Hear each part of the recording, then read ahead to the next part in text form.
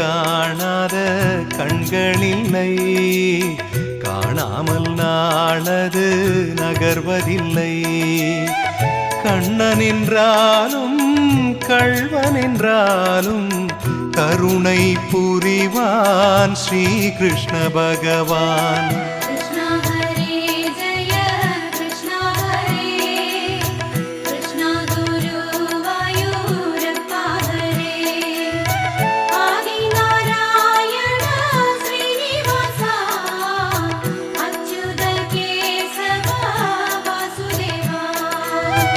அழகிய கண்ணனின் அடிதனை எண்ணுவர், அவனது தொல்லைகள் அனைத்தையும் தாங்குவர்.